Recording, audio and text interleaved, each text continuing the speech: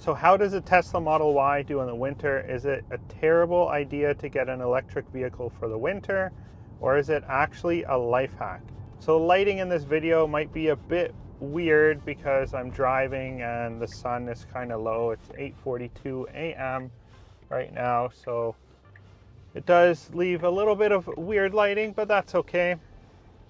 We are going to talk about the Tesla Model Y and how it does in the winter time. So I've owned this vehicle now for a year and a half almost, and I owned a Model 3 prior to that as well since 2022. So I have gone through 2 full winters with EVs, and one of those winters was with 2 EVs and no gas vehicle. What I can tell you is that going all electric was the best thing that I could have done and our family could have done. It's so much more convenient. I don't have to go out and fill the gas tank and freeze my fingers off on those cold winter days. I get to just plug it in. Last winter, pretty much I plugged in the vehicle outside most of the time.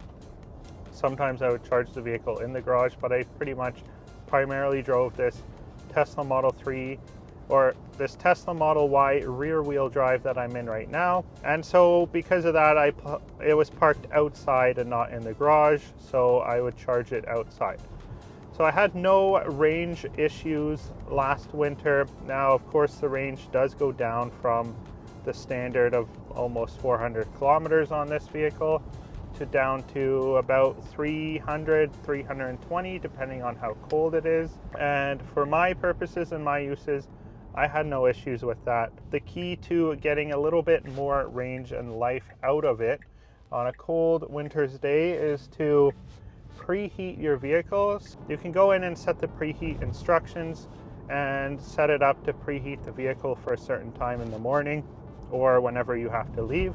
So then it is preheated, the battery's warmed up and ready to drive. It's not trying to heat up the battery as well as propel the vehicle and run all the other stuff that you're using. It's preheated, ready to go, ready to drive, and at its most efficient battery temperature for when you're driving. So that is why having it plugged in overnight and preheating it while it's plugged in is going to be really beneficial in terms of saving battery life. Of course, you're going to be using electricity at that point, but you're using the electricity from your house as opposed to the electricity from the battery. So that's one of my big tips, is preheating. Even if it's not plugged in, preheating your battery is going to save you on your trip, so it's well worth doing so. Some of the other luxuries with the Tesla that I really like and enjoy are the heated steering wheel. This thing is nice and toasty right now. And the heated seats. Now, this version has all 5 seats heated. You also have heated windshield wipers, which is definitely a plus on those cold winter days. Of course, the heated seats here in the front on the passengers and the driver's side. Heated rear window, heated front window. And then if you click on the rear here, you also have heated seats in the back. So you can heat all of those up.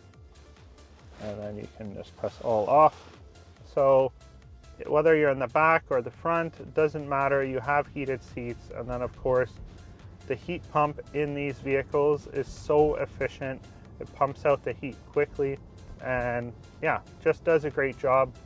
So staying climatized has not been any issue in the Tesla, and it has kept me warm and it's efficient. As well, the way that this thing grips on the road with the weight of the vehicle, even though this is a rear wheel drive, driving it with all seasons, even through the winter and through deep snow, it has no issues. The systems on this vehicle are so smart.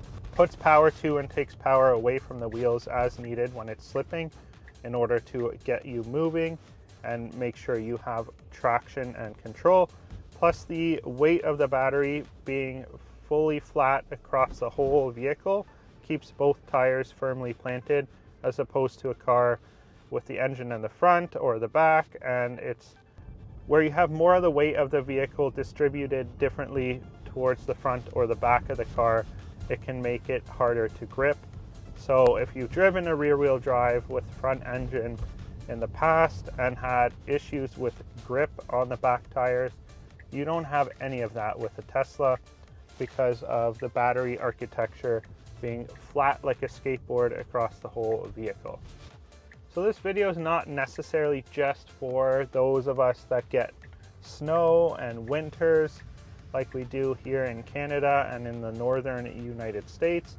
Even in areas like middle US where it does get colder, sometimes close to freezing, these cars are so efficient and such a breeze in those temperatures as well that they really actually thrive in those temperatures. Tesla does a great job at making sure the vehicle is fully climatized and everything is nice and warm in here for the occupant. Now, some people have said that you need everything turned off to maximize efficiency. Personally, I haven't found that to be the case.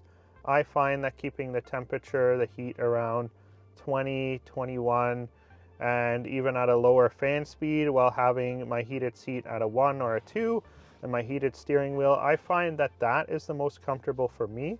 Now, of course, everyone's going to figure out their own methods. There's definitely nothing to be worried about in terms of range in the winter, unless you are driving, 400 kilometers a day and you're doing Uber or something. Then it might be a bit of a challenge. But most Uber drivers I've talked to are driving about 300 kilometers a day anyways. So within that range, it's definitely going to be totally fine and acceptable. If you do have a car with an LFP battery, make sure to charge it to 100%. But if you're going and ordering the rear-wheel drive Model Y now, those have a longer range up into the 500 kilometers, but you're only supposed to charge those to 80% battery because of the battery technology in there. One way to check is to press the home button here, click on charging, and you'll see mine says charge limit 100%. And then if I adjust this, it says we recommend keeping your charge limit at 100% and charging fully once per week. So that is going to display if you have an LFP battery. If you have the other battery, then it's going to recommend you there at the top to charge to 80% unless you're doing a long road trip. So that's one way to know what battery you have. But if you're ordering any of the new Tesla Model Ys, and if you're doing that, make sure to use the link down below to get $1,300 off your purchase of a brand new Tesla down in the link in description before you order if you're here in Canada, or it's $1,000 USD down in the US, but you can use the same link down below to get that money off. Now, would I go and purchase a electric vehicle again after having gone through 2 winters with it? Of course I would. It's been so nice, so enjoyable to drive, and the fact that I don't have to go to the gas station, which I never enjoyed that, especially when I had my pickup truck, my F-150, I would be standing at the pump for quite a while, freezing. I guess that's first world problems anyways. That was just one of those things that I didn't enjoy, so that's why I'm kind of complaining about it. But I enjoy the electric vehicle. It saves me money. The cost is much less to drive this, and if you want to learn more about that, check out the video over here or over here. I always forget which side it's on.